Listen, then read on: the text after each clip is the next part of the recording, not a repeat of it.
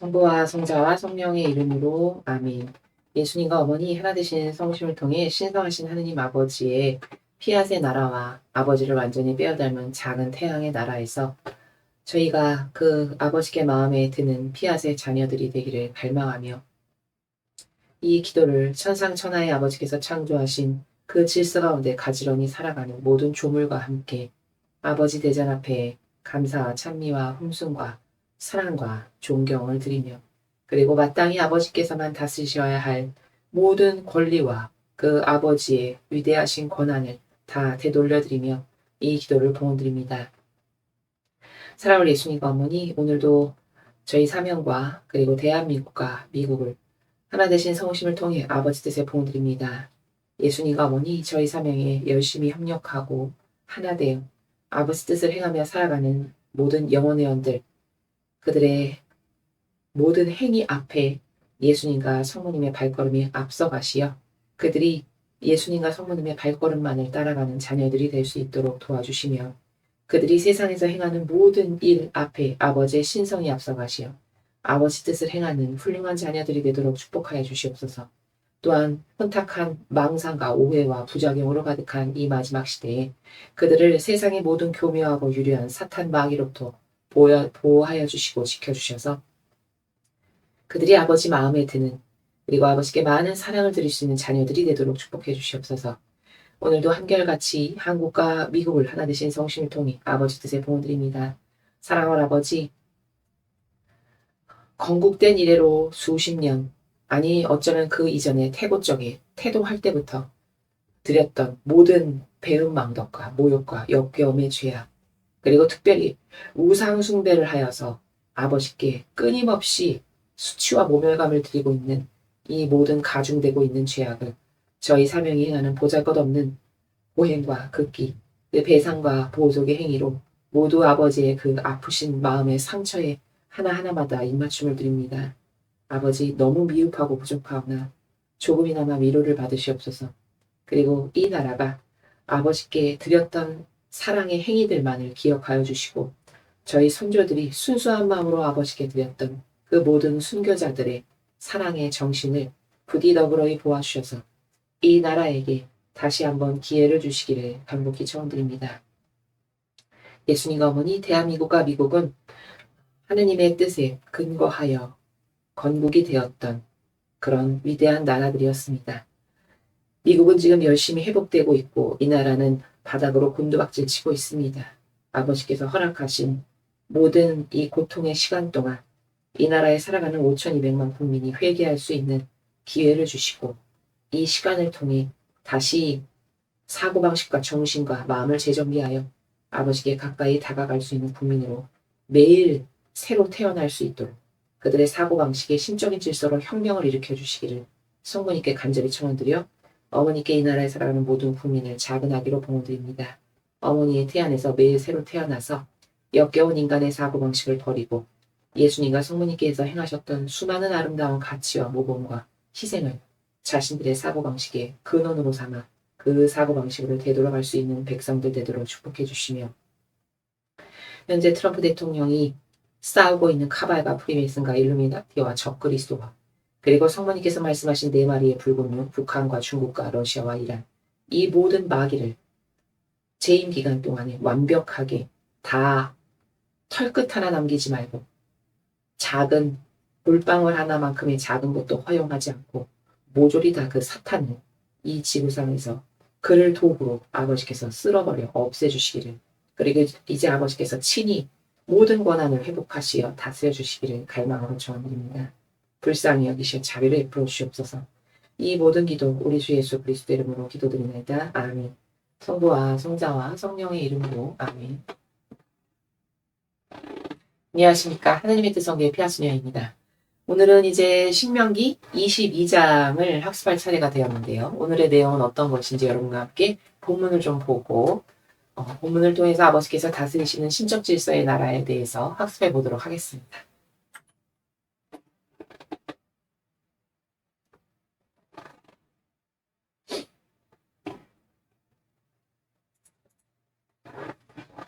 신명기 22장 정조를 존중하여라. 화간과 강간. 너희는 동족의 소나 양이 길을 잃고 헤매는 것을 보고 모른 채 해선 안 된다. 반드시 그 동족을 찾아 그에게 끌어다 주어야 한다. 그 동족이 가까이 있지 않다든가 누구인지 모르겠거든 네 집에 끌어다 두었다가 그가 나타나 찾을 때 돌려주어라. 나귀도 그렇게 하고 옷도 그렇게 하고 그 밖에 무엇이든지 네 동족이 잃은 것을 보거든 찾아주어야 한다. 모른 채 하면 안 된다.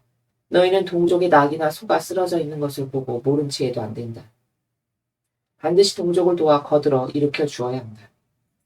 여자는 남자의 옷을 입지 말고 남자는 여자의 옷을 입지 마라. 이런 짓을 하는 자는 모두 너희 하느님 주님께서 역겨워하신다. 길을 가다가 나무 위나 땅바닥에서 새끼나 알이 들어있는 새 집을 보았을 때 어미가 새끼나 알을 품고 있거든 어미째 새끼를 잡지 마라.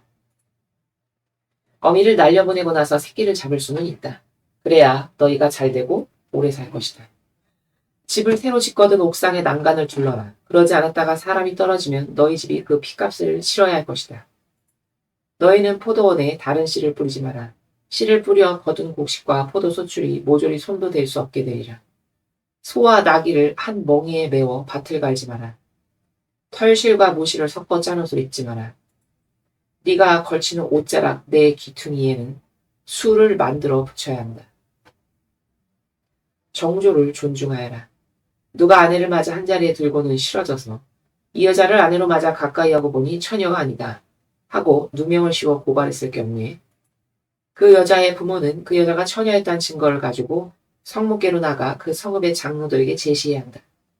그리고 그 여자의 아버지인 장로들에게 진술하여라.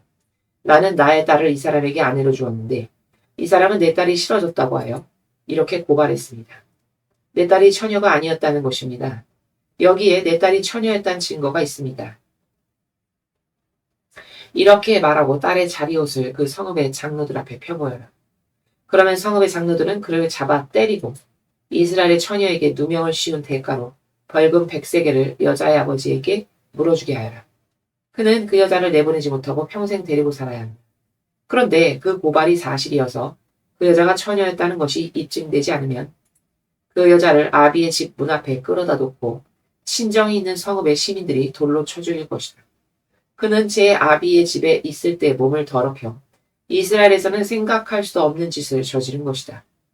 이런 부정한 짓을 너희 가운데서 송두리째 뿌리 뽑아야 한다. 화간과 강간. 어떤 자가 남의 아내와 한자리에 들었다가 붙잡혔을 경우에는 같이 다던 그 남자와 여자를 함께 죽여야 한다. 이런 부정한 짓을 이스라엘에서 송두리째 뿌리 뽑아야 한다. 약혼한 남자가 있는 처녀를 다른 사람이 성읍 안에서 만나 같이 잤을 경우에는 둘 다 그 성읍 성문 있는 대로 끌어내다가 돌로 쳐 죽여야 한다. 그 처녀는 성읍 안에서 당하면서도 소리를 지르지 않았기 때문에 죽일 것이요. 남자는 이웃의 아내를 범했기 때문에 죽일 것이다. 이런 부정한 짓을 너희 가운데서 송두리째 뿌리 뽑아야 한다. 약혼한 남자가 있는 처녀를 다른 남자가 들에서 만나 겁탈했을 경우에는 그 여자를 겁탈한 남자만 죽여야 한다. 그 처녀는 죽을 죄를 지은 것이 아니므로 손댈 것까진 없다. 이것은 이웃에게 맞아 죽은 것과 꼭 같은 경우이다. 그 일을 당한 곳이 들이므로 약혼한 그 처녀가 소리를 질러도 와서 건져줄 사람이 없었기 때문이다. 한 남자가 약혼하지 않은 처녀를 만나 억지로 함께 자다가 붙잡힌 경우에는 그 처녀와 잔 남자가 처녀의 아비에게 50세겔을 물어야 한다. 그리고 그 몸을 버려놓았으므로 내보내지 못하고 평생 데리고 살아야 한다. 주님의 말씀입니다. 하느님 감사합니다.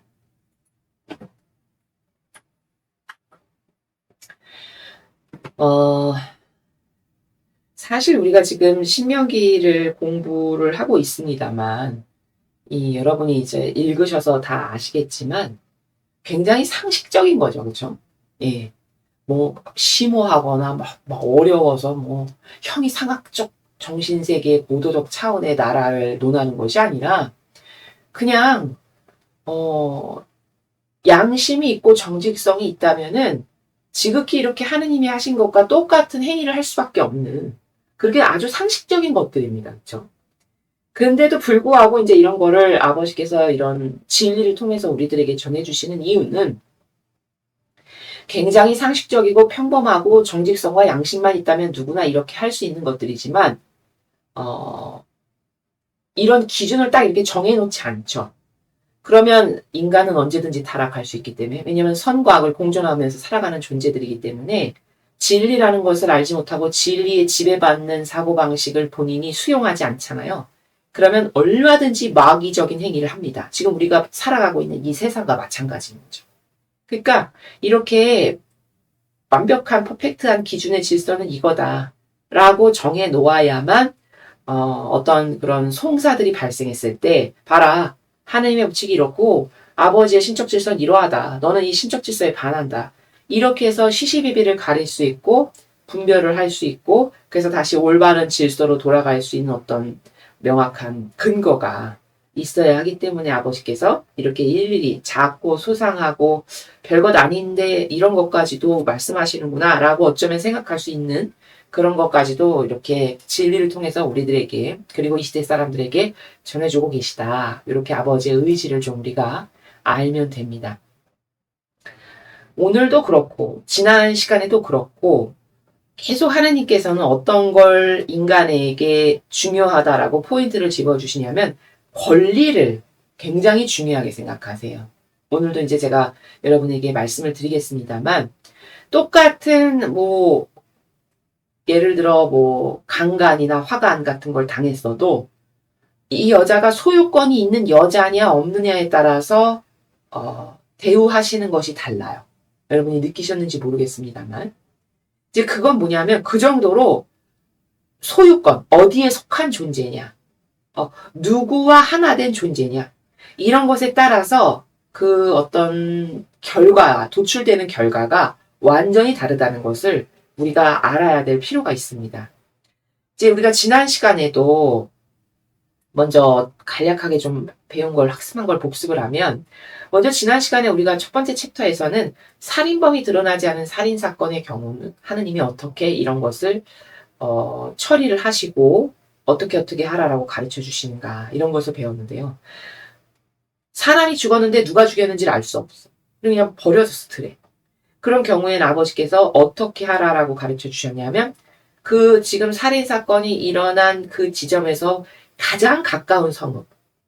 왜냐하면 멀리 있는 성읍에서, 물론 원한 관계면 그럴 수도 있겠지만 보통의 케이스라면 아주 멀리 떨어져 있는 성읍에서 이 사람 하나를 죽이려고 몇 날 며칠을, 이때는 교통시설도 발달하지가 않았으니까 몇 날 며칠을 걷고 또 걷고 낙타를 타고 이렇게 해서 죽이러 일부러 왔을 경우는 굉장히 희박하겠죠. 그렇죠? 그러니까 어떤 살인사건이 났는데 범인을 알 수 없어. 그럴 때는 가장 가까운 성읍에 지금 범인이 숨어있을 확률이 제일 높다. 굉장히 타당한 거죠, 유추가. 그러면 그 가장 가까운 성읍에 지금 부정이 껴있는 거다, 이렇게 보시는 겁니다. 그 범인이 있다. 그러니까 그 부정을 씻어야 되겠죠. 그러니까 한 번도 멍에를 메고 일한 적이 없는 아주 순수한 그런 암송아지를 끌고 와서 보습을 내본 적이 없는, 그러니까 다시 말해서 죄악이 저질러지지 않은 깨끗한 그런 곳에 가서 그 암송아지를 목을 찍어 죽여라.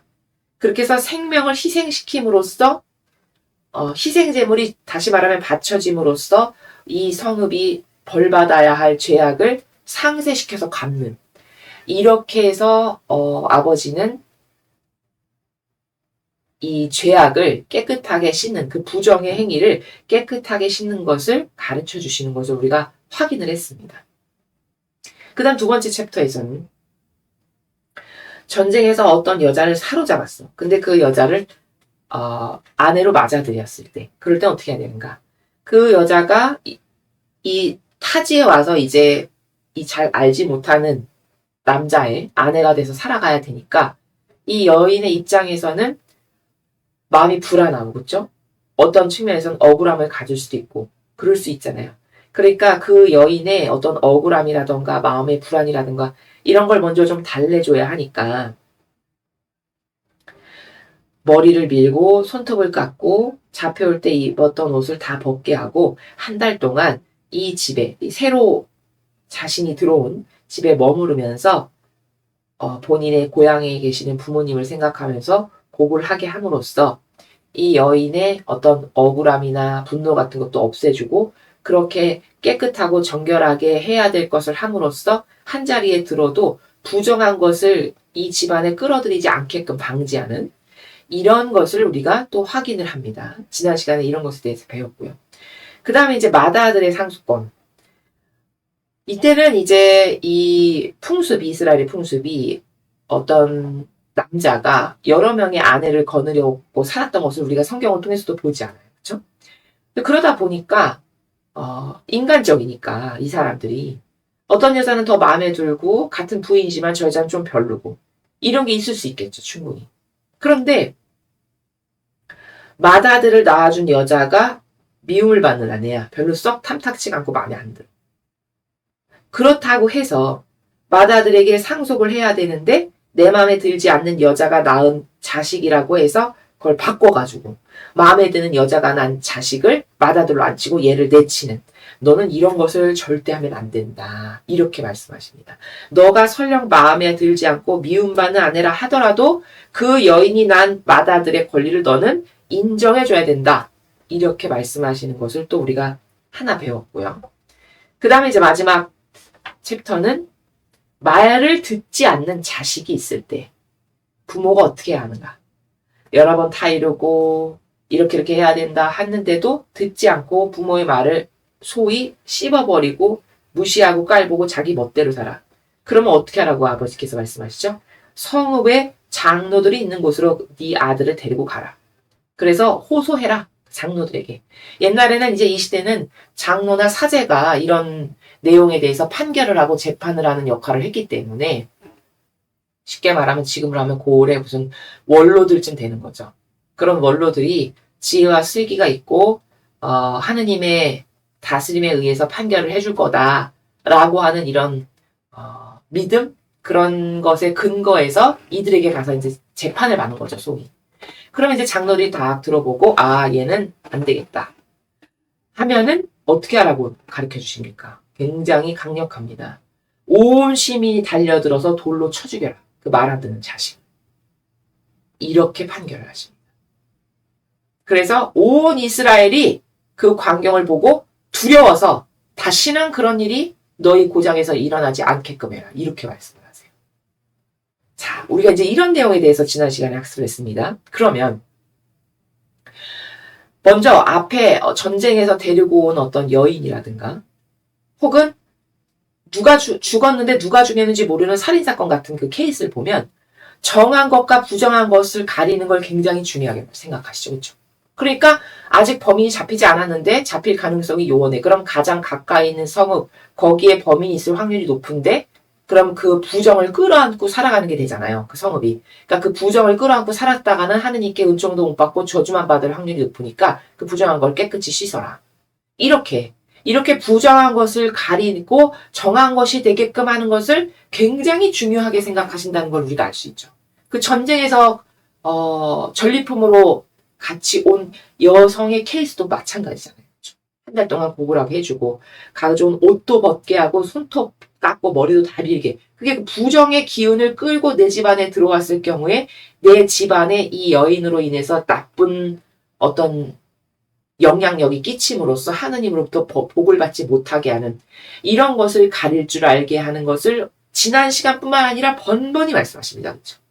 그러면 우리는 지금 현 시대를 살아간 우리는 이렇게 하느님과 관련돼서 정한 것과 부정한 걸 가릴 줄 아는 어떤 개념이 있나 이런 걸 심각하게 고려해 봐야 된다는 거죠. 제가 보기에는요. 요즘 사람들은요. 이런 것에 대한 개념이 아예 전무합니다. 근데 옛날 어르신들은 저희 할머니, 할아버님 세대만 해도 이런 걸 굉장히 철저하게 가리셨어요. 저는 그런 걸 좀 봤기 때문에 어렸을 때 할머니께서 어떻게 하시는지.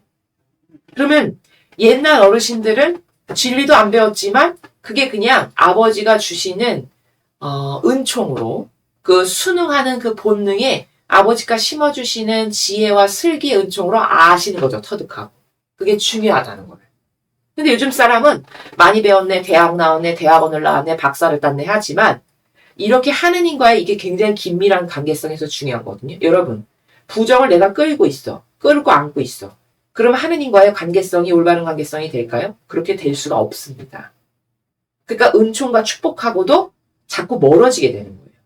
그럼 부정한 것을 내가 끌어안고 있으면 이해되시죠? 내 집안도 마찬가지입니다. 그래서 제가 이런 것에 대한 개념이 있으면요. 보통 자식의 혼사도요. 그래서 옛날 좀 어르신들은 만약에 하느님을 믿는 집이잖아요. 그러면 하느님 믿지 않는 그런 상대방하고는 혼사도 시키지 않으세요. 이해되시죠? 왜 그렇게 하시는지. 왜냐? 그게 하느님을 믿지 않는 나쁜 기운이나 영이 내 집안에 그 영혼을 타고 들어올 수 있다라고 보는 거죠. 근데 그게 맞는 거죠. 이해되시죠? 아니면 아예 무교여서 결혼을 하면서 동시에 그 사람이 하느님을 믿는 신앙을 갖게 하든지. 그게 될 수가 없어. 고집스럽게 요즘 무슨 그런 세상에 그런 걸 강요해. 이러면서 되바라지게 그런 걸 거부한다. 그럼 그 혼사는 안 해야 된다. 근데 이게 요즘 사람은 개념이 있냐? 아예 개념이 없죠. 그렇죠? 그냥 뭐 내가 좋은데 그게 무슨 상관이야? 무슨 고리타분하게 조선시대야 뭐야? 왜 그런 걸 따져? 아마 이렇게 말할 가능성이 높죠. 근데 이거는 은총과 축복과 저주, 그러니까 하느님과의 이런 어떤 내밀하고 긴밀한 관계성은요. 한 인간이 이 지상에서 생을 마감할 때까지 굉장히 중요한 겁니다. 아시겠습니까? 여러분은 이 말을 이해하시죠? 그렇죠? 하느님과의 관계성에서 올바르지 못하다. 그러면 그 인생은 끝난 거라고 봐야 돼요. 사실. 모든 이 세상 만사에 축복이라든지 은총이라든지 내가 복을 받고 잘 되고 이런 건 되게 좋아하거든요. 사람들이. 근데 어떻게 하면 내가 은총을 받고 축복을 받고 잘 되고 풍요를 누리고 이렇게 할 수 있는지는 잘 몰라요. 사실. 신앙생활 해도 모릅니다. 그거는 순전히 하느님과의 관계성이거든요. 그러면 그 하느님과의 관계성이 올바르고 그 아버지가 우리 집안 혹은 나에게 어떤 역겨움이나 노하시지 않을 올바른 반향을 할 수 있는 관계성의 확립이 잘 되어 있어야 되거든요. 그런 것을 논하는 데 있어서 중요한 게 이 부정한 거예요. 그래서 한 집안의 혼사도 어떤 사람이 하나 우리 집안에 들어온다는 거는 영의 세계에서 봤을 때는 긍정적인 기운이냐 아니면 하느님과의 반대되는 부정적인 기운이냐라고 봐야 되는 거거든요. 그러니까 믿음을 따지는 거예요. 하느님을 믿는 사람이냐? 아니요.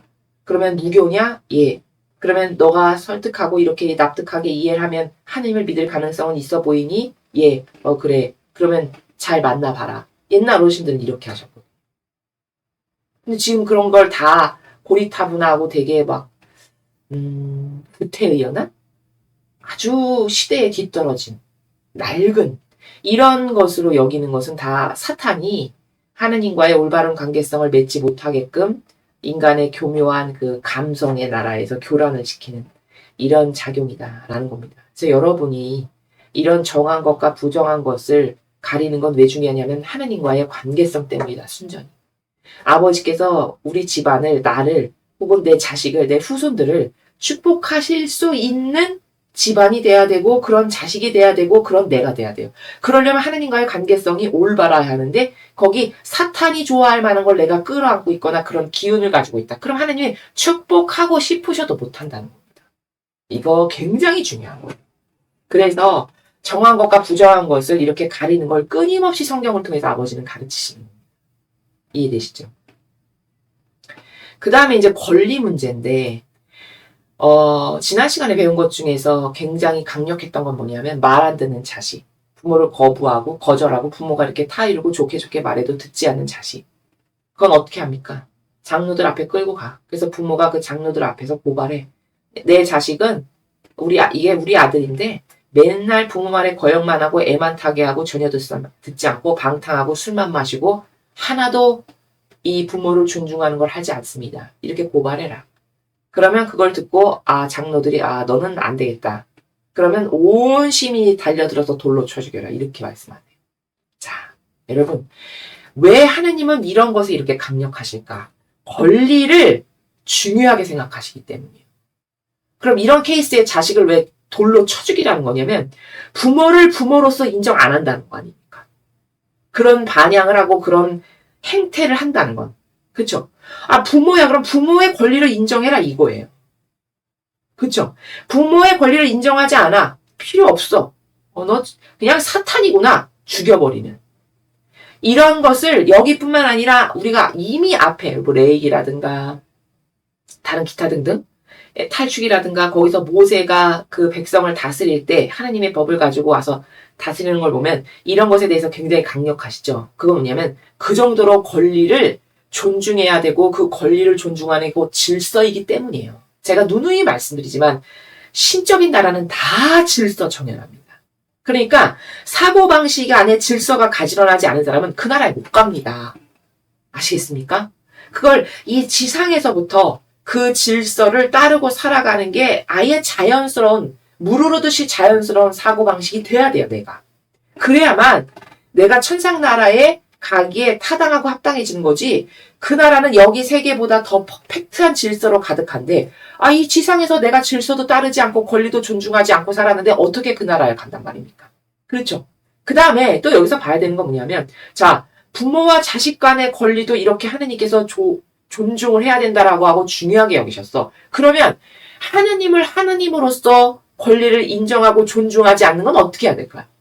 그건 이것보다 더한 죄 아닐까요? 아니, 원죄를 가지고 있는 인간 세상사에서도 그 부모의 권리를 존중하지 않는 걸 쳐 죽인다면, 예? 그렇다면 사실적으로 우리의 부모이신, 우리를 아버지의 모상을 닮게 해서 그 정도로 사랑이 차고 넘치게 충만하게 우리를 만드신 그 아버지의 권리를 똑바로 인정하고 존중하지 않는다면 그 죄악은 어떤 죄악을 가지고 있는 인간의 권리도 인정하지 않을 때 죽여버린다면 하느님의 권리를 인정하지 않는 건 어떤 평가를 받을까라는 거예요. 유추가 되지 않습니까? 그렇죠. 이거 되게 무서운 겁니다. 아버지의 권리를 아버지로서 인정하지 않는다? 하느님 아버지의 권리, 그 신적인 권리를 신적 권리로서 존중하지 않는다. 그 죄악은 이렇게 부모의 권리를 인정하지 않아서 때려 죽이는 것에 억만배 받아야 마땅하다는 거죠. 그렇죠. 그렇다면은 거짓 교회가 하느님의 권리를 인정합니까? 절대 인정하지 않습니다. 인정하지 않으니까 계명도 바꾸고 인정하지 않으니까 하느님께서 말씀하시는 것과는 정반대되는 논고를 맨날 펼치는 거예요. 그런데도 그렇게 하느님의 권리를 인정하지 않는 그 세력에 열렬히 동조하고 협력하고 하나 돼서 아멘 아멘을 밥 먹듯이 한다면 그 영혼의 저주는 과연 어떻게 될까요? 생각해 보십시오, 여러분. 아, 이런 거 객관화가 너무 쉬운 거 아닙니까? 이게 미적분을 풀어야 될 만큼 어려운 게 아니잖아요. 이런 객관화가. 이래서 계시록에 높으나 낮으나 그 역겨운 사탄 마귀 적그리스도에게 하나 되고 타협하고 동조하고 협력하는 것들은 이마에 표받고 손등에 표받는다. 그게 징표로 남는다는 겁니다. 어떻게 할 수도 없어요. 표식으로 남으니까. 이마에 표받는다는 건 뭐냐? 여러분 군대 가신 분들은 다 아시겠지만 계급장이죠. 모자에 계급장, 여기 이마에 모자에 계급장이 새겨져 있는 거 아닙니까? 그 계급장을 말하는 거예요. 그러니까 나는 이 사탄 마귀랑 주교로 하나 되고 추기경으로 하나 되고 사제로 하나 되고 수도자로 하나 됐습니다. 그 계급. 그렇게 하나 되거나 손등에 표받는다는 건 뭔지 아세요? 악수를 하죠, 인간은. 친숙하고 하나 된 사람에게 아유 반갑습니다. 오랜만입니다. 잘 지내셨습니까? 악수를 해요. 그 악수할 때 받는 표. 그건 손등에 표를 받는 거예요. 그러면 계급장으로 이마에 표 받는 건 누굴까요? 거기에 높은 권한과 직함을 가진 자들. 손등에 표 받는 건 누굴까요? 신자들이에요. 악수할 만큼 친숙하고 익숙하고 하나 됐어. 그래서 동조하고 협력한. 그래서 손등에 표 받는. 이렇게 이마와 손등에 표 받아서 다 유황불에 집어 던져서 타 죽는다라고 계시록에 나오죠. 왜 그렇게 말씀하실까? 이렇게 권리를 인정하지 않는 세력과 하나 됐으니까 너는 그 무질서, 그 사탄의 무질서랑 동조하고 협력했으니까 그것들이 지옥을 갈 때 너도 표받은 표징을 가지고 이마에 표받거나 손등에 표받은 표징을 가지고 너 그 세력하고 하나 된 애야? 하고 집어 던져지는. 너무 정확해요. 너무. 근데 계시록을 모르니까 두려워할 줄도 모르고 무서워할 줄도 모르고 그것에 몸서리 쳐줘야 되는 거거든요. 본인의 어떤 결말이 거기 나와 있잖아요. 본인이 죽고 난 다음에 맞이할 결말이 이렇구나 라는 게 다 쓰여 있지 않습니까? 거기 쓰여 있어도 모르는 거죠. 무슨 말인지를 모르니까. 하느님은 굉장히 권리를 중요하게 생각하십니다. 왜냐면 이게 질서기 때문이에요. 그래서 세상도 부모를 효도하고 부모에게 할 바를 다 해야 되는 건 왜냐? 아버지가 부모와 자식의 관계로 맺어줬어. 그럼 너는 그 부모의 권리를 인정해라 이거예요. 그게 질서죠? 그 질서를 지키지 않아. 그럼 너는 죽어 마땅해. 그러니까 쳐 죽이는 겁니다. 그렇다면 원죄로 가득한 부모와 자식 간에 그 죄악으로 가득한 인간 사이의 질서도 이렇게 인정하지 않을 때 죽여버린다면 하느님께 대한 올바른 어떤 존중과 신의와 성실과 사랑하는 마음이 질서롭게 가지런하게 정돈되어 있지 않아. 그럼 이건 어떤 죄를 받을까라는 거예요. 납득이 되시죠? 엄청 중요한 겁니다. 이것에 대해서 우리가 지난 시간에 배웠습니다. 근데 오늘도 굉장히 비슷한 내용들이에요. 자, 보면 먼저 첫 번째는 오늘도 권리 존중과 흠이 없어야 되는 순결에 대해서 말씀하시거든요. 오늘은 두 가지예요. 권리 존중. 지난 시간에 이어서 권리 존중이 얼마나 중요한가. 그 다음 두 번째는 순결. 흠이 없어야 되는 이 중요성에 대해서 말씀하시는데 한번 보겠습니다. 동족의 소나 양이 길을 잃고 헤매는 것을 보고 모른 채 해서 안 된다. 반드시 그 동족을 찾아 그 애들 끌어다 주어야 된다. 그 동족이 가까이 있지 않다든가 누구인지 모르겠거든. 네 집에 끌어다 두었다가 그가 나타나서 찾을 때 돌려줘라. 그러니까 동족을 강조하시죠. 동족. 그러니까 같은 세력. 그렇죠? 같은 세력, 형제, 자매라는 거예요. 그러면 남과 똑같이 하지 말고 이들에게는 사랑으로 자비로 다가가서 너의 일처럼 그들의 일을 돌봐줘라 라는 겁니다. 그러면 여기서 봐야 될 관점은 뭐냐? 하나 됐냐 안 됐냐의 차이예요. 여러분 동족은 이렇게 살뜰히 보살피시지만 우리가 앞에서도 많이 봤지만 이방인이야 하느님 안 믿는 그런 이방인에게도 너가 가서 그 이방인이 소나 양을 잃어버렸어 막 헤매. 그럼 너가 같이 찾아주고 그에게 끌어다 주고 그가 잃어버린 소가 양이 너네 집 앞에 왔어. 그러면 너가 잘 보관했다가 그가 찾으면 돌려주고 이렇게 하십니까? 이방인에겐 이렇게 안 하세요. 그럼 이건 뭐냐? 하나 된 관계냐 아니냐에 따라서 대하는 나라가 다르다라는 거예요.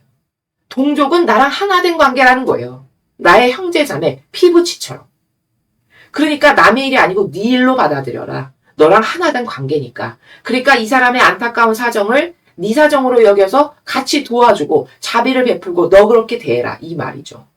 그러나 이방인은 오히려 그 앞에 우리가 배웠지만 이방인의 경우에는 거기선 종이나 노예로 삼아도 된다라고 말씀하세요. 근데 절대 동족은 너가 종이나 노예로 삼으면 안 된다. 이렇게 말씀하죠. 그럼 이건 뭐예요? 하나 됐느냐? 하나 되지 않은 세력이냐에 따라서 하느님은 대하는 나라가 완전히 다르구나. 이게 신적 질서구나. 이렇게 알아야 되는 거예요. 이해되시죠? 그러면 지금 트럼프 대통령이 자국민 우대 정치로 미국을 우선시하는 그것은 이 하느님의 신적 질서에 근거해서 옳은 겁니까? 잘못된 겁니까? 옳은 거죠. 맞는 거라는 거예요, 그게. 아니 그리고 솔직히 그냥 이런 진리 몰라도 상식으로 생각했을 때 내가 대통령이야 이 나라에. 그럼 내 나라를 위해서 애쓰는 게 지극히 당연한 거 아닙니까? 예?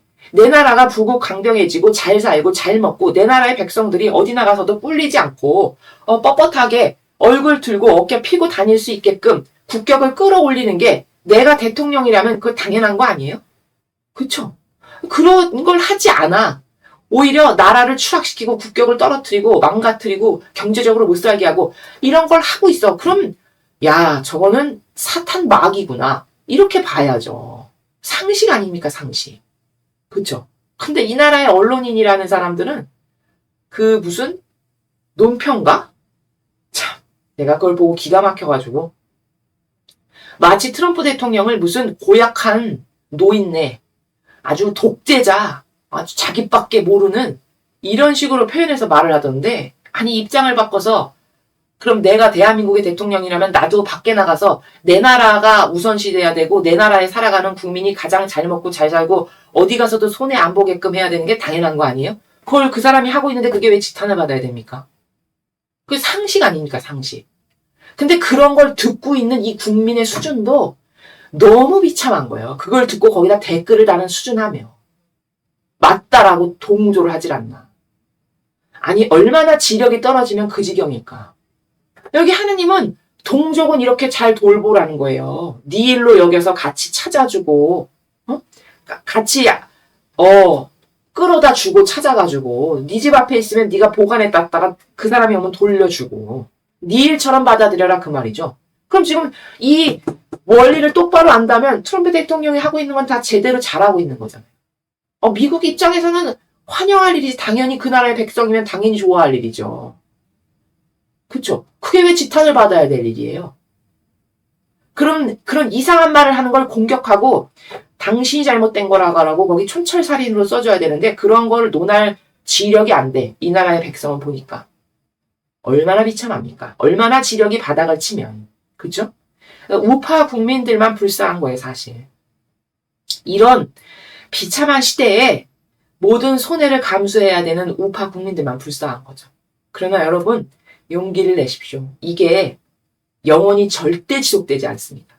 어떤 권력도, 어떤 사탄 마귀도 하느님이 안 계시다면 뭘까? 하느님이 계시기 때문에 저게 절대 영원히 존속되거나 지속되지 않습니다. 물론 기한의 차이는 있겠죠. 이게 몇 년 안에 끝날 거냐, 몇 달 안에 끝날 거냐, 하루 만에 끝날 거냐 이런 거는 있겠지만 저걸로 영원히 영원 무궁토록 잘 먹고 잘 살고 떵떵거린다? 그런 일은 있을 수가 없습니다. 여러분 이란이 망하는 걸 보십시오. 네? 그 독재자가 때가 되니까 이스라엘과 미국의 손을 빌려서 하느님이 손을 보시잖아요. 그렇죠? 결국에 지금 레짐 체인지 되게 생긴 거 아닙니까? 그렇죠? 원래 이란이 엄청 잘 살고 못 살 수가 없는 나라거든요. 기름이 많이 나기 때문에. 근데 저렇게 된 거는 소위 말해서 이 독재자 도라이 하나를 권좌에 앉혀가지고 나라가 저렇게 파토난 거거든요. 완전히. 근데 그게 영원히 가지 않잖아요. 저렇게. 그쵸? 그러니까 그런 걸 보고 여러분이 기운을 내시고 우리가 할 수 있는 이 위치에서의 최선을 다하시면 됩니다. 우리가 할 수 있는 건 이런 시대를 빨리 끝내실 수 있게끔 많은 희생과 배상과 보속을 드리는 행위를 끊임없이 해야 됩니다. 끊임없이. 지치지 말고 항구하고 지속적으로. 그러다 보면 이게 끝날 날이 이건 하느님이 끝내시는 거기 때문에 사람이 하는 게 아니기 때문에 끝날 날이 앞당겨질 수 있으니까 여러분이 힘을 내셨으면 좋겠습니다. 그래서 나기도 그렇게 하고 옷도 그렇게 하고 그 밖에 무엇든지 네 동족이 이런 것을 보면 찾아줘라. 모른 채 하면 안 된다. 이렇게 말씀하세요. 왜? 같은 동족이니까 같은 세력이니까 하나 된 관계니까 그렇게 해야 된다는 거예요. 이게 질서예요. 너희는 동족의 낙이나 소가 쓰러져 있는 것을 보고 모른 채 해도 안 된다. 반드시 동족을 도와 거들어 일으켜 주어야 한다. 같은 관점에서 말씀하시죠. 여자는 남자의 옷을 입지 말고 자 5절부터는 다른 관점이에요. 여자는 남자의 옷을 입지 말고 남자는 여자의 옷을 입지 마라. 이런 짓을 하는 자는 모두 너희 하느님 주님께서 역겨워하신다. 자 여러분 지금 시대를 두고 마치 하시는 말씀 같아요. 여러분 지금 세상이 얼마나 미쳐서 돌아가냐면 남자가 성전환 수술해서 여자 수영 경기에 출전해가지고 그 학생이 모든 대회를 해서 다 석권하고 금메달 땁니다. 이게 지금 미국에서 있는 일입니다. 그러니까 나 여자다 맨날 이러면서 돌아다니는 거예요. 주장하는 거예요. 나 성전환 수술했어. 나 여자야. 그러니까 나 너희 대회에 출전해도 돼. 이러면서 맨날 출전해서 모든 대회에서 그 남자가 다 석권해요. 메달을. 근데 트럼프 대통령이 취임하자마자 하신 일이 뭐냐면 야 세상에는 성별이 남자 여자 두 개밖에 없어. 뭐 중간도 없고 이상한 거 없어. 너는 원래 남자. 남자는 남자로 살아. 이런 걸 다 딱딱 잡아주고 정리를 해주죠. 그렇죠? 그게 바로 뭐예요? 여기 하느님이 하시는 것과 같은 사고방식과 같은 원리와 관점으로 모든 걸 하고 있잖아요. 그래서 하느님의 도구라고 이야기하는 거예요. 아시겠습니까? 여기 아버지가 여자랑 남자 두 개만 있는데 여기 이렇게 섞지 말라는 거죠. 예. 너가 여자인데 남자 옷을 입거나, 혹은 남자인데 여자 옷을 입거나, 이렇게 성별을 섞어서 이것저것 짬뽕으로 소위 섞는 일을 하지 말아라 라는 거잖아요. 그렇죠. 또, 자, 그러면 이 5절을 보면요, 여러분, 요즘에 그런 거 있죠. 뭐, 유니섹스. 옷도 사려고 보면은, 남자, 여자 다 같이 입어도 된대. 그럼 맞으니까 이 5절에 근거하면 그 옷이 잘못된 거죠? 잘못된 거예요. 여성은 여성의 정체성, 유일성으로 살고, 남성은 남자의 정체성, 절대성으로 살아라. 이 말이에요. 창조해주신 그 질서대로 살아라. 질서를 혼돈시키지 말아라. 이 말이거든요. 근데 뭐, 유니섹스, 뭐, 돌아다니다 보면, 여러분 그런 옷은 사 입지도 마세요. 그런 게 바로 부정한 거예요. 그 부정의 기운을 뭔지도 모르고 사서 자기 옷에 입고 다님으로써 하느님과의 관계성을 멀어지게 하는 걸 바로 그런 식으로 사탄이 조장하는 겁니다. 요즘의 문화와 풍토가. 그리고 마치 그런 거 입으면 멋있고 세련되고 패션 나는 것처럼. 여러분 여기 아버지 말씀에 근거하면요. 남성과 여성을 확실하게 구분하라고 하시는 거예요. 이 질서를 흐트리지 말라고. 그건 질서를 흐트리는 거죠. 유니섹스 옷을 입고 뭐 이런 거는. 그쵸? 그러니까 이런 걸 알아야, 하느님의 법칙은 이러하고 하느님의 질서는 이러한데 저거는 하느님의 법칙과 질서를 거스르는 거구나. 저기에 인발부되면 안 되겠다. 이런 개념이 생길 거 아니겠습니까? 그쵸? 그래서 성경을 알아야 되는 겁니다. 그 다음에 길을 가다 나무 위나 땅바닥에서 새끼나 알이 들어있는 새집을 봤을 때 어미가 새끼나 알을 품고 있거든 어미째 새끼를 잡지 마라. 어미를 날려보내고 나서 새끼를 잡을 수는 있다. 그래야 너희가 잘되고 오래 살 것이다. 그러니까 이것도 어떤 아버지가 만든 생명이니까 그 생명의 인지상정상 해서 될 일이 있고 하면 안 되는 일이 있다는 거잖아요. 그쵸? 지금 이 어미가 새끼를 품고 있는데 그렇게 부모와 자식 간에 교감을 하고 있는데 그걸 확 잡아다가 그렇게 잔인하게 그렇게까지 하면 너가 순리를 거스르는 역행하는 거다. 이런 말씀이죠. 그렇죠? 집을 새로 짓거든 옥상에 난간을 둘러라. 그러지 않았다가 사람이 떨어지면 너희 집이 그 핏값을 치러야 할 것이다. 너희는 자 8절부터 설명하면 우리 왜 요즘에 보면은 그 카페라고 하죠. 카페에 보면은 그 위에 옥상 부분에도 날이 더우니까 지금은 실내에서 물론 많이 드시지만 이렇게 좀 날씨가 좋아지면은 그 옥상에다가 이렇게 카페테리아를 차려가지고 거기서도 이렇게 커피를 마시고 하시는 분들을 봐요. 근데 그게 옥상이니까 위험하잖아요. 그러면 거기에 사람이 최소 떨어지지 않게끔 난간 설치를 다 해야 되는 거거든요. 지금 이 8절에 근거하면. 그래서 그런 사건이 일어나지 않게끔 미연에 방지하는 것을 해라. 라는 거죠, 지금. 예. 그렇게 함으로써 사고를 당하면 어쨌든 내 집에서 내 건물에서 사고를 당하면 나에게 근데 내가 그걸 어떤 방어적인 것을 미리 해놓지 않았어. 근데 거기서 사고가 났어. 그러면 나의 책임이잖아요. 그렇게 너의 책임이 되기 전에 너는 미리미리 사고가 나지 않게끔 미연에 방지하는 것을 해라. 그렇지 않고 너희 집이 그런 걸 하지 않아서 사고가 나면 그 사람이 만약에 그렇게 해서 죽었어. 그러면 그것에 대한 죄값이 너에게 돌아가니까 그러면 좋지 않으니 미리미리 이런 걸 방지해라 라는 거죠. 지금도 마찬가지죠. 너희는 포도원에 다른 씨를 뿌리지 마라. 씨를 뿌려 거둔 곡식과 포도 소출이 모조리 손도 댈 수 없게 되리라. 소와 나귀를 한 멍에에 메어 밭을 갈지 마라. 털실과 모시를 섞었지 않은 옷을 입지 마라. 자 여러분 9절, 10절, 11절 다 뭐냐면요. 섞이는 건 잘못된 거다라는 거예요. 그러니까 단일성을 중시하세요. 하느님은. 그러니까 이미 포도원이야. 포도가 자라고 있는 포도씨가 뿌려진 데야. 근데 다른 걸 또 뿌려. 그럼 섞이게 되죠. 그럼 이렇게 소위 잡종처럼 되는 걸 아버지는 아주 싫어하세요. 단일성의 고유한 속성 하나가 보존되는 걸 좋아하신단 말이에요. 그러니까 이렇게 하지 말라는 거예요. 여기 10절도. 한 멍에 소, 나귀를 같이 메어 하지 마라. 이것도 섞는 거죠. 단일성을 중요시하니까 이런 거 하지 말라는 거예요. 털실과 모시를 섞었지 않아. 이것도 단일성이 아니라 두 개가 섞인 거죠, 옷이. 그러면 썩 좋지 않다는 거예요, 그 기운이. 하느님이 원하시는 것은 아니다라는 거예요. 그러니까 단일성을 중요하시니까 하나의 섬유로 된 옷을 입어라 이런 거죠. 이런 것에 근거해서 저희는 그 미사주라고 하죠. 우리 보통. 예, 포도주.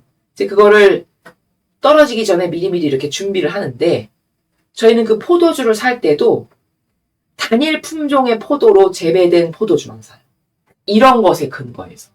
섞인 거, 뭐, 이 품종, 저 품종, 저 품종, 이렇게 막 짬뽕돼서 섞인 이런 포도주는 절대 미사주로 안 씁니다, 저희. 그게 다 이런 진리의 근거에서 그런 작은 것 하나까지도 하느님께 바쳐지는 거는 섬세하게 배려를 해드려서 모욕과 역경을 드리지 않게끔 정결한 걸로 바쳐져야 되니까 포도주 하나까지도 저희는 그렇게 몰라요. 그게 이런 것에 근거해서 그렇게 모르는 거예요. 이해되십니까? 그럼 여러분도 일상생활에서 어떤 하느님께 뭘 바쳐드린다. 하느님께 뭘 봉헌드린다. 그런데 이렇게 뭘 섞고 단일성의 속성이 아닌 것으로 뭘 봉헌드린다. 그런 건 하시면 안 된다는 거예요. 오히려 하느님이 받으시기에 역겹고 모욕적인 제물이 될 수 있어요. 왜? 그런 거 안 좋아하시니까 이렇게. 이해되시죠? 이래서 진리를 배워야 되는 겁니다. 나도 모르게 의도하지 않았지만 하느님께 모욕과 역겨움을 드릴 수가 있다니까요. 이런 걸 모르면. 그렇겠죠. 그렇죠? 예. 이런 단일성의 속성을 중요하신다는 걸 우리가 배웠고 네가 걸치는 옷자락 내 귀퉁이에는 술을 만들어 붙여야 된다. 자, 이거는 어떤 원리를 말씀하시는 거냐면 옛날에는 옷이 이렇게 그냥 통으로 된 예수님이나 성모님께서 입고 계신 옷 보면 그냥 뭐 솔기나 하나 입고 박음질로 그냥 통옷이잖아요. 그러니까 이런 통옷의 단점이 뭐냐면 구분이 잘 안 돼요.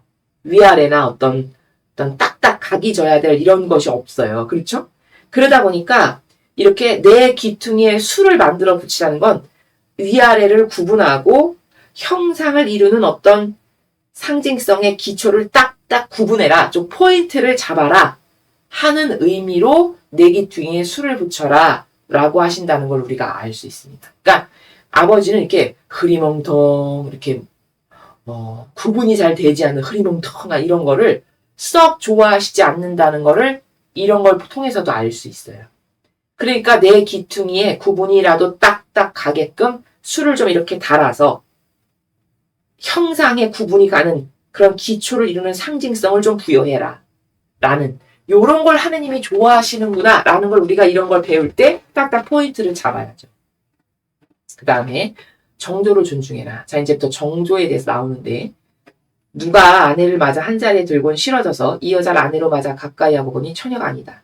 하고 누명을 씌워 고발했을 경우에 그 여자의 부모는 그 여자가 처녀였다는 증거를 가지고 성문께로 나가 그 성읍의 장로들에게 제시해야 한다. 그리고 그 여자의 아버지는 장로들에게 진술하여라. 나는 나의 딸을 이 사람에게 아내로 주었는데 이 사람은 내 딸이 싫어졌다고 하여 이렇게 고발했습니다. 내 딸이 처녀가 아니었다는 것입니다. 여기 내 딸이 처녀였다는 증거가 있습니다. 이렇게 말하고 딸의 자리옷을 그 성읍의 장로들 앞에 펴보여라. 자, 이제 부부 사이 관계에서의 어떤 순결성에 대해서 지금 아버지께서 정의를 하시는데 첫날 밤을 딱 지냈는데 이 남자가 이 여자가 별로야. 막상 첫날 밤을 지냈는데 그래서 모함을 해서 뒤집어 씌워가지고 내가 신부로 드렸는데 보니까 이 사람 처녀가 아닙니다. 이렇게 고발을 해. 그러면 그 신부의 아버지가 즉 친정아버지가 진짜 처녀인데 모함을 뒤집어 쓴 거야. 그러면 딸의 자리옷 그 첫날 밤을 지냈을 때 그 자리옷이 있잖아요. 거기에 흔적이 남을 거 아니겠어요? 처녀라면? 자, 그것을 가지고 와서 증거 자료로 제출해서 입증을 해라. 네 딸이 처녀였다는 걸. 그런 말씀이죠. 그렇죠? 증거 자료를 두고 하는 말이야. 딸의 자리옷은. 증거 자료를 가지고 와서 펴보여라. 그럼 성읍의 장로들은 그게 증거 자료가 딱 있으니까 남자가 거짓말했다는 게 드러났잖아요. 그러면 장로들은 그 남자를 잡아 때리고 이스라엘의 처녀에게 누명을 씌운 대가로 벌금 100세겔을 여자 아버지에게 물어주게 해라. 그는 그 여자를 내보내지 못하고 평생 데리고 살아야 된다. 자, 네가 이 여자가 처녀인데도 불구하고 네가 네 역겨운 병든 기호와 정서와 경향이 변덕스럽게 하룻밤 자고 나니까 싫어져가지고 뒤집어 씌웠어. 근데 그게 거짓으로 드러났어. 그러면 얻어맞고, 그쵸? 앞에 때리라고 했으니까 몽둥이질을 시컨 당하고 그 다음 100세겔 친정아버지에게 물어주고 그리고 절대 그 여자를 내보내지 못하고 네가 취했으니까 평생 책임을 져라. 네가 취했으니까 대가를 치러야 된다. 책임을 끝까지 져야 되는. 그래서 평생 데리고 살아야 하는. 이렇게 판결을 내리는 것을 볼 수가 있죠. 그렇죠? 그런데 다른 케이스도 있잖아요. 그 고발이 사실이야. 진짜 처녀가 아니었어. 그래서 그 여자가 처녀였다는 것이 입증되지 않으면 그 여자를 아비의 집 문 앞에 끌어다 놓고 친정이 있는 성읍의 시민들이 돌로 쳐 죽이래요. 누구? 속인 여자를. 아, 속였어. 처녀가 아닌 이미 더럽혀진 몸인데 순결한 것처럼 속이고 앙큼하게 결혼을 했네? 그럼 그거는 밝혀지는 즉시 끌고 와서 친정이 있는 성읍에 가서 그 시민들이 돌로 쳐 죽여라. 이렇게 판결을 내립니다. 그는 제 아비 집이 있을 때 몸을 더럽혀 이스라엘에서 생각할 수도 없는 짓을 저지른 거다. 이런 부정한 짓을 너희 가운데서 송두리 재뿌리 뽑아라. 이렇게 판결을 하시죠. 자, 여러분. 지금 순결의 문제에 대해서 말씀하시는 거죠. 그쵸? 근데 이 순결의 문제를 두고 논할 때 남성보다는 여성에게 더 강력하고 센 벌을 내리시죠. 아까 남성은 여성에게 뒤집어 씌웠는데 얻어맞고 100세겔 벌금 물고 평생 너의 아내로 맞아서 살아라. 이게 판결이었어요. 죽이진 않았잖아요. 그렇죠? 근데 여성은 순결이 아니고 이미 더럽혀진 몸인데 속이고 왔어. 근데 그게 밝혀졌어. 그랬을 때는 쳐서 죽여버려라. 이렇게 판결이 나죠. 자, 그럼 여러분 이게 남녀 차별이 아니에요. 여기서 또 오해를 하실까봐. 남자는 죽이진 않는데 거짓말하고 저렇게 속였을 때 죽이진 않는데 여자는 죽이네? 이거 왜 그러냐면요. 그 순결이라는 것의 가치가요. 남성보다는 여성에게 더 중요하기 때문이에요. 왜냐? 여성은 태생 자체가 유일성으로 속해야 되는 존재거든요. 이해되시나요? 예. 유일성으로 속해야 되는 존재예요. 근데 남성은 절대성이에요. 그렇죠? 그러니까 절대성이니까 이 시대 보면은 절대성이다 보니까 어디에 속하는 게 아니다 보니까 주도적인 사람이다 보니까 아내도 여러 명 맞이하는 거거든요. 그래서 절대성이기 때문에 순전히 속성의 차이예요. 하느님이 태생적으로 만드셨을 때 여성은 여성의 속성이 있고요. 남성은 남성의 고유한 속성을 심어 놓으신 게 있거든요. 그게 남성은 절대성이고 여성은 유일성이에요. 근데 유일성은 그 유일성의 존재적 가치를 어디서 논하는 거냐면 온전하게 속할 수 있냐라는 것에 논해요. 이해되시죠? 온전하게 속할 수 있을 만큼 순수하고 깨끗하냐. 이게 여성의 가치란 말이에요. 그게 유일성의 창조에 태생적으로 심겨져 있는 속성적 가치예요. 그러니까 이거는 요즘 시대 또 마귀가 하도 이상하게 이 논고를 더럽혀놔가지고 여러분이 오해하실까봐 제가 이야기를 합니다만 이건 차별적 차원으로 다뤄야 되는 게 아니에요. 고유한 속성이 다른 거지. 아시겠습니까? 예. 그렇기 때문에 물론 남성도 결혼하기 전에 순결해야 되는 것이 훨씬 더 좋죠. 그러나 그것 때문에 죽어야 될 절대적 가치가 아니라는 거예요. 그러나 여성에게는 그 순결함이, 그 순수성이 굉장한 절대적 가치예요. 전체를 차지하는. 왜? 속하는 존재니까. 이해되시나요? 예. 그러니까 그 속하는 존재이다 보니까 순결하고 순수하고 깨끗할 때 어디에 속하면 100%의 가치를 발휘하게 돼요. 그래서 이게 중요한 거예요. 여성에게. 그런데 그 순결을 더럽혔으니까 너는 쳐 죽여도 싸다. 이렇게 판결을 하시는 겁니다. 이게 하느님이 판결하시는 거니까요. 이해되시죠? 이걸 차별적 관점으로 보시면 여러분은 이미 이 카발 문화에 젖어들어서 그렇게 보는 삐딱한 걸로 이미 사고방식이 잘못된 거예요. 아시겠습니까? 이거는 그런 관점으로 보는 게 아니에요. 왜 남자는 저렇게 이 여자도 취하고 저 여자도 취하고 자기 멋대로 살고 말이야. 이렇게 거짓으로 막 뒤집어 씌웠는데도 죽이진 않고 저렇게 하는데 여자는 한번 그렇게 했다고 죽이네? 요런 삐딱한 정서 요즘에 굉장히 많은 걸 제가 잘 알고 있습니다. 그리고 이거는 왜 그렇게 돌아간 사고방식으로 왜 인간이 그렇게 바뀌었냐면요. 이 문화와 요즘에 그 유튜브를 보면 무슨 변호사님들이 나와서 상담도 많이 하시던데 그런 어떤 이 혼탁한 사회적 풍조와 문화 있죠. 이런 거를 자꾸 자꾸 접하다 보니까 이 여성들이 이상한 쪽으로 사고방식이 돌아가 있는 상태예요, 지금. 아시겠습니까? 예. 그래서 여러분의 사고방식이 이미 점령당해서 하느님의 사고방식, 하느님의 창조의 원리하고는 다른 것에 심취해 있기 때문에 이런 걸 들었을 때 반감이 동요하는 거예요. 이해되시죠? 그러나 창조하신 분의 섭리를 거스를 수는 없어요. 맞습니까? 창조하신 분이 심어 놓으신 속성과 원리들을 거스를 수 있는 인간은 없어요. 그리고 그것에 맞게 살아야 옳은 거예요. 아시겠죠? 아까 이 앞에서 제가 무슨 말씀을 드리려고 하다가 제가 지금 막 밀려드는 거를 얘기하다가 순간 놓친 게 하나 있었는데 소유의 문제인데요. 소유의 문제. 제가 이 흥미의 생각이 난 또 말씀을 드릴게요. 아무튼 지금 이 21절과 앞에 20절과 여기에서 우리가 알아야 될 건 뭐냐면 키포인트는 뭐냐면 순결, 순수성 이것은 굉장히 여성에게 중요한 절대적 속성이에요. 그러니까 그 속성을 결혼 전에 지키는 게 하느님의 법에서는 올바른 거예요. 여기 그렇게 하시잖아요, 판결을. 맞죠? 근데 요즘 사람 어떻게 살아갑니까? 완전 이거 다 무시하고 살죠. 그리고 세련된 여자처럼, 현대 여성처럼 마치 그런 게 세련된 현대 문물에서의 뭐 누구나 다 그렇게 그런 거 아니야? 보편적인 것처럼 완전히 변질된 세상에 지금 살고 있거든요. 그건 여성으로서의 사실 가치를 상실한 거예요. 이 순결을 결혼 전에 잃으면요. 여기 이렇게 판결하시잖아요. 21절에. 또 이거를 또 이 거짓 교회는 이런 식으로 은근히 가르쳐. 아, 이게 옛날에나 이런 거지. 이게 뭐 현대사회까지 이렇게 적용할 수 있나? 여러분, 진리가 고무줄입니까? 예? 고무줄 잣대예요? 옛날엔 이랬고 지금은 이렇고 옛날엔 이렇게 잤는데 지금은 이렇게 되고 아 시대가 달라졌어 이렇게 됐다. 여러분 시대가 달라졌어를 누가 말했냐? 거짓 교회가 말했거든요. 시대가 달라지니까 달라져야 된다. 그거는 벼락 맞을 말이에요. 진리 입장에서 봤을 때. 왜냐? 진리를 훼손시키는 발언이거든요. 여러분 진리가 제가 여러분에게 맨날 강의를 할 때 만고의 불변의 법칙이라고 했어요.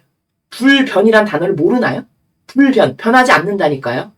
이 가치의 기준은 시간이 지났다, 현대사회가 세련됐어, 시대가 달라졌어, 그런다고 해서 달라지는 게 아니라고요. 그럼 우리가 이걸 왜 믿습니까? 그렇게 고무줄 잣대인 걸. 그럼 고무줄 잣대인 건 세상에도 깔리고 깔렸어요. 수많은 사람들의 썰, 논리, 무슨 뭐 철학자가 무슨 말했고 무슨 말했고 이런 게 다 그런 거 아니에요. 시대에 따라서 자기가 원하고 꼴리는 대로 이야기하는. 그걸 무슨 썰이라고 대단한 것처럼 갖고 와서 사람들 속이고 우매한 사람들, 우매한 군중들 있어 보이는 것처럼 체하는. 이게 다 그런 철학의 한 다양한 속성들 아니에요? 그렇죠. 진리는 그런 것하고 완전 달라요. 퍼펙트함 자체입니다. 시간이 지난다고 해서 달라지는 법칙이 아니에요. 그러니까 이 퍼펙트한 것을 우리가 그토록 사랑하고 좋아하는 겁니다. 시공을 초월하여 늘 똑같으니까. 아, 그러니까 신이시지. 늘 똑같으니까. 그렇게 역겹게 변덕스러운 걸 우리가 왜 믿어야 돼요? 만약에 하느님이 그러하시다면. 그렇지 않습니까? 그렇게 시대에 따라서 변하고 달라지고 고무줄 잣대처럼 이랬다 저랬다 이랬다 저랬다는 건 세상에도 깔렸는데 아니 세상에도 저렇게 널렸는데 아 그럼 그런 세상에 좋은 거를 나에게 이득되는 걸 따르지 왜 우리가 이 진리를 목숨처럼 여기고 사랑합니까? 이거는 불변의 법칙이고 가치이기 때문에 야 역시 위대하신 아버지셔. 어떻게 수천 년 전에 말한 원리가 지금도 저렇게 딱딱 맞을까? 그 놀라운 탐복 때문에 우리가 이걸 믿고 따르는 거잖아요. 그렇죠? 그러니까 이건 달라지는 게 아니라고요. 이거를 조장해요, 교회가. 그래서 2차 바티칸 공의회 이후에 여러분 예전에는 미사를 지낼 때 제대가 있으면 사제가 신자들한테는 등을 보이고 제대를 앞으로 바라보고 미사를 했었어요. 아시죠? 근데 2차 바티칸 공의회 이후에 그게 너무 권위적이고 말이야. 신자들에게 너무 위압감을 주고 말이야. 우리가 왕도 아닌데 말이야. 엄청 착해 보여. 엄청 사람을 배려하고 엄청 신자들을 사랑으로 양들을 사랑으로 보살피고 하는 사람인 것처럼 그렇게 명분을 세우고서는 하느님의 그 십자가를 자기 등에다 놓고 본인이 신자들을 바라보는 위치에서 이렇게 다 바꿔버린 거거든요. 그 이후에. 여러분 이게 모욕이에요. 이 마귀는요 모욕을 이런 식으로 드립니다. 하느님께는 궁뎅이를 돌려댄 거예요. 등을 돌려대고. 오히려 하느님께 경배하고 신실한 마음으로 그냥 자신을 낮추고 그 아버지를 앞으로 바라보고 자신을 낮추면서 그 사랑을 드리는 이게 맞는 건데 그 위치를 확 바꿔버려가지고 하느님께는 그 역겨운 등, 엉덩이 돌려대고 그리고 신자들을 바라보면서 자비롭고 너그럽고 엄청 자기 양들을 잘 돌보고 사랑이 넘치는 사람이냐. 이런 게 다 역겨운 마귀라는 거예요. 이런 문화에서 젖어들어서 살죠. 그러면 이런 게 고리타분해 보이는 거예요. 요즘에 누가 이렇게 해? 여러분, 여성의 가치는요. 순결을 지킬 때 가치가 있는 겁니다. 아시겠습니까? 순결을 그러니까 예전에 은장도라는 말도 있잖아요. 조선시대에는. 그걸 가지고 살아가는 그 여인을 아름다운 여인이라고 봐주는 시대도 있었잖아요. 근데 그걸 고리타분한 걸로 시대적 어떤 발전이 도래하면서 그걸 그냥 요원한 고리타분한 옛날 옛적의 이야기로 묻어두는 거지. 아닙니다. 절대. 여기 아버지가 말씀하시네요. 순결을 잃었는데 네가 감히 이미 관계한 남자가 있었는데 이 사람에게 결혼을 했는데 왔는데 이미 순결을 더럽혔네? 그럼 넌 속인 거야. 너는 너의 유일성의 가치를 상실했어. 그러니까 죽여버리라는 거예요. 그럼 이게 얼마나 중요한 겁니까? 순결함이. 그쵸? 여러분에게 따님이 자식으로 있다.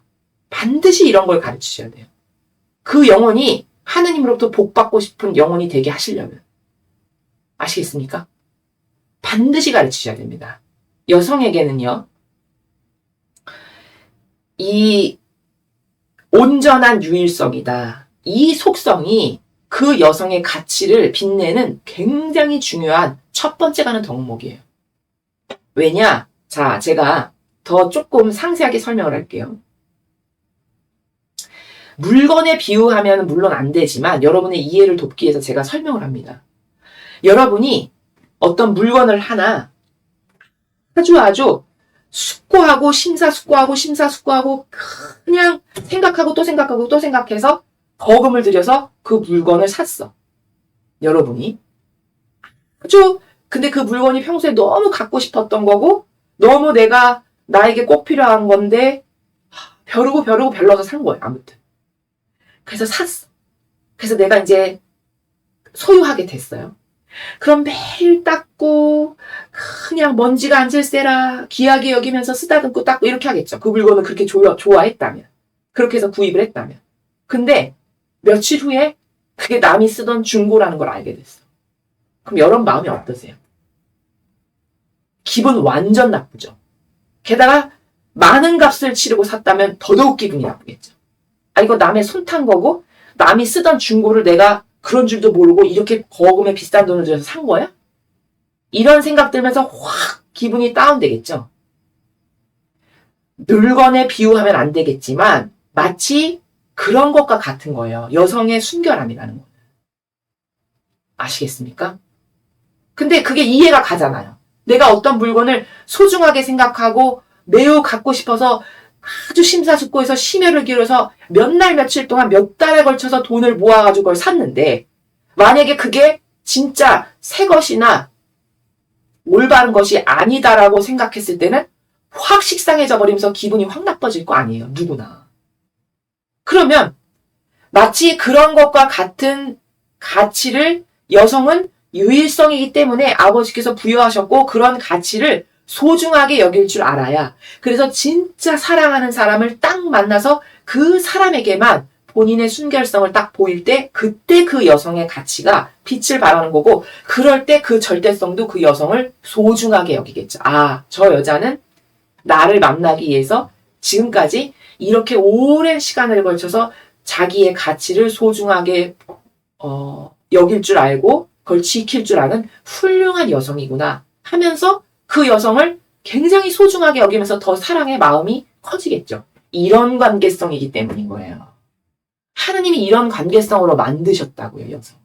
아시겠습니까? 그래서 사실 저는 학교에서 요즘에 그 학생들한테 성교육 같은 거 하죠? 요즘에도 하나요? 요즘에도 할지 모르겠는데 성교육 할 때 이런 걸 가르쳐야 된다고 생각해요, 저는. 이거 되게 중요한 거거든요. 이런 가치적 관념을 어린 나이부터 심어놔야 그 아이가 자라면서도 이게 이런 가치고 이런 게 되게 중요하고 나의 어떤 하느님으로부터 이 세상에 창조된 나의 소중한 가치는 여기에 있어. 라는 걸 알아야 그 아이가 자라면서도 그걸 지킬 거 아니겠어요. 그쵸? 소중하게 여길 걸 소중하게 여길 줄 알고. 그래서 진짜 사랑하는 사람을 만났을 때 그 사람에게만 소중한 것을 처음 보인다면 그 두 사람 사이의 사랑이 얼마나 돈독해지겠습니까? 이런 걸 가르쳐야 되는 거예요. 성교육 시간에. 그렇지 않습니까? 아마 제 생각에 요즘엔 이런 거 안 가르칠 거예요.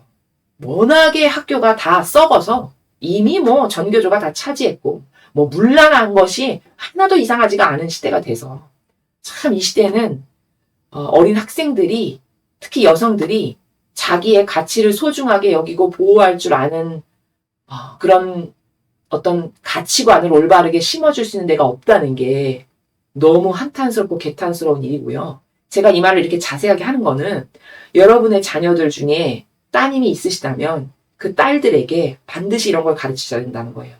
이게 하느님의 법에 맞는 거니까 그 하느님의 법에 막가진 반향과 화응을 하는 영혼으로서 살아감으로 하느님께로부터 많은 은총과 축복을 받기에 합당한 여성이 되려면 이래야 된다는 거죠. 그 가치를 알고 본인이 지킬 줄 알아야 된다는 거죠. 이해되시죠? 자, 그 다음에 이제 화관과 강간이 나왔는데 여러분 강간은 뭔 줄 아시죠? 여성이 원치 않았는데 이제 겁탈 당하는 걸 말하는 거고 화관은 잘 모르시죠? 자, 화관을 찾아보면요. 사전에 어떻게 나오냐면 부부가 아닌 남녀가 육체적으로 관계하는 걸 화관이라고 해요. 이해되십니까? 예, 다시. 부부가 아닌 남녀가 육체적으로 관계하는 걸 화관이라고 합니다. 자, 그럼 이제 볼게요. 어떤 자가 남의 아내와 한 자리에 들었다가 붙잡혔을 경우에 같이 자던 그 남자와 여자를 함께 죽게 한다. 이런 부정한 짓을 이스라엘에서 송두리째 뿌리 뽑아야 된다. 자, 여러분 22절 케이스 볼게요. 지금 남의 아내라고 했죠. 그럼 권리가 이게 소유권이 누군가에게 있는 여성이죠. 누군가에게 매여 있는 여성이에요. 근데 소유권이 있는 여성과 관계를 했어요. 그럼 이건 큰 죄예요. 왜? 권리가 이미 어떤 다른 남자인 절대성에게 속한 그 권리가 다른 사람에게 있는 여성인데 그 권리를 박탈한 거잖아요, 이 남자는. 그러니까 남의 권리를 짓밟은 거죠. 이러니까 큰 죄예요. 제가 앞에서 이 권리 문제다 이 얘기했죠. 남녀 관계는요, 권리 문제예요. 이게 질서를 거스르는 거기 때문에 이렇게 민감하고 예민한 거예요. 자, 권리가 있는 아내를 건드렸으니까 남의 권리를 짓밟았으니까 둘 다 죽이라는 겁니다. 이 남자는 남의 권리를 짓밟았으니까 죽이고 이 여자는 자기가 올바르게 속해야 되는데 그 속한 것을 망각하고 그 질서를 파괴시킨 거에 동조한 거잖아요. 이 남자에게 관계를 했다는 건. 그러니까 둘 다 죄인이니까 다 함께 죽여서 이 부정한 짓을 뿌리 뽑아라. 이렇게 판결을 내리시는 거고요. 자, 그 다음 케이스. 약혼한 남자가 있는 처녀. 그러면 이 처녀는 이미 약혼했으니까 권리가 있어요. 다른 남자에게. 그런데 그 처녀를 다른 사람이 성읍 안에서 만나 같이 잤을 경우. 둘 다 그 성문 있는 대로 끌어나가 돌로 쳐 죽여라. 다. 이 케이스도 둘 다 죽여버리라고 했어요. 왜일까? 약혼한 처녀는 이미 권리가 소유권이 남에게 있는 상태예요. 속하는 존재니까 여성은 무조건 유일성이라는 건 아시겠습니까? 속하는 존재니까 권리가 이미 있어. 근데 다른 남자랑 관계를 했어. 그러면 자기의 권리를 이 남자는 이 여성의 권리를 짓밟은 거잖아요. 그러니까 큰 죄악이에요. 권리를 짓밟은 거니까. 이 여자는 자기가 어떤 남자에게 이미 속해서 하나된 관계인데 그 질서를 파괴했으니까 또 죄고. 이래서 둘 다 죽여버리는 거예요. 납득이 확확 되시죠? 예. 그 처녀는 성읍 안에 당하면서도 소리를 지르지 않았기 때문에 죽일 것이에요. 자, 만약에 이 여자가 소리를 지르고 반항을 했다. 그러면 원치 않았다라는 표징이 되는 거죠. 그렇죠? 반항을 하고 소리를 지르고 도망가려고 필사적인 어떤 노력을 했어. 그럼 이거는 나는 내 정결을 지키겠습니다라고 하는 상징이 있잖아요. 여기. 행동으로 나온 거잖아요. 그런 거면 모르겠는데 그렇지 않았어. 여기 소리를 지르지 않았기 때문에라고 표현하죠. 그렇다면 너도 호응을 한 거잖아. 이거잖아요. 그러니까 너도 너의 질서를 이미 하나된 관계가 있는데도 불구하고 너의 질서를 권리를 짓밟은 거니까 너도 죄인 해서 둘 다 쳐 죽이는 거예요. 그렇기 때문에 죽일 거고 남자는 이웃의 아내를 범했기 때문에 죽일 거다. 자, 권리 문제를 이렇게 정확히 동하시죠. 이 여자는 저항하지 않고 반항하지 않았으니까 너도 호응한 거로 치는 거고 이 남자는 이미 약혼을 했다는 건 권리가 남에게 있는 건데 그 권리를 짓밟은 거기 때문에 다 유죄, 다 죽인다. 이렇게 된 거예요. 이런 부정한 짓을 너희 가운데 송두리째 뿌리 뽑아라. 자, 다음. 약혼한 남자가 있는 처녀를 다른 남자가 들에서 만나 겁탈했을 때 그 여자를 겁탈한 남자만 죽여라. 자, 이제 25번은 24번하고 다른 케이스를 말씀하시고자 하는 거예요. 여기 보면 그 처녀는 죽을 죄를 지은 것이 아니므로 손댈 것까지 없다. 이것은 이웃에게 맞아 죽은 것과 똑같은 경우다. 그 일을 당한 곳이 들이므로 약혼한 그 처녀가 소리를 질러 와서 건져줄 사람이 없었기 때문이다. 그러니까 이 케이스는 약혼을 했지만 소유권이 남에게 있지만 그치만 이 여자가 그 남자에게 동의하지 않은 케이스를 두고 하는 말이거든요. 이해되시죠? 앞의 경우는 동의한 케이스로 볼 수밖에 없는 거고 소리를 지르지도 않았고 반항한 흔적이 없으니까. 근데 여기는 이 여자가 동의하지 않은 케이스의 경우에를 설명하고 싶은 거예요. 그럴 경우에는 이 여자가 동의를 하지 않았으니까 여자는 죽이지 말고 남자만 죽여라 이 말이죠. 그렇죠? 예. 이렇게 다르게 부분을 확확 지시잖아요. 그 다음에 한 남자가 약혼하지 않은 처녀를 만나 억지로 함께 자다가 붙잡힌 경우. 자, 여기는 억지로라는 부사가 현재 상황을 말해주잖아요. 그렇죠? 약혼하지 않았으니까 소유권이 있는 건 아니에요. 그러니까 남의 권리를 침범한 건 아니에요. 이 남자가. 그런데 억지로 했다가 여기 좀 포인트네요. 그렇죠? 그러다가 잡혔어. 그런 케이스는 그 처녀와 잔 남자가 처녀의 아비에게 50세겔을 물어라. 자, 동의하지 않았으니까 소유권은 근데 없으니까 죽일 죄를 저지른 건 아니고 이 남자가. 그러나 동의하진 않았으니까 벌금을 어느 정도 이 아비에게 처녀의 아비에게 내야 된다. 그리고 몸을 버려놨으니까 자 관계를 했으니까 이 남자는 이 여성을 내보내지 못하고 평생 아내로 맞아서 같이 살아야 된다. 너 책임져라 이거예요. 이해되시나요? 예. 자, 여러분 여기까지가 끝인데 굉장히 상세한 항목별로 소유권에 따라서 책임을 정확하게 물으시고 이때는 이렇게 하고 이렇게 하는 어떤 기준을 알려주시죠. 그러면 여러분 이거에 근거해서 봤을 때 이 현대사회에 간통법이 없어진 건 잘못된 거죠. 잘못된 거예요. 여기 이렇게 아버지는 소유권이 있냐 없느냐에 따라서도 구분해서 달리하시지만 그렇게 권리가 남에게 있는데도 불구하고 그런 죄를 저질렀을 땐 쳐죽이라고 했어요. 그런 간통죄가 없어진 건 하느님의 질서하의 법하고는 잘못되게 다른 거죠. 이래서 헌법을 만드는 학자도 대단한 무슨 변호사나 재판관들도 반드시 진리를 알아야 돼요. 그래야 하느님 법에 순응하는 헌법을 똑바로 만들 수가 있겠죠. 지금 저렇게 간통죄가 없어진 건 완전히 잘못된 거예요. 이 하느님의 법에 근거해서 봤을 때. 그렇죠. 여긴 죽이는데 죽이지는 못할 망정 벌금받게 해야 될 거 아니겠습니까? 그렇죠. 그런 거죠. 이렇게 여기까지 여러분이 지금 학습을 하셨습니다.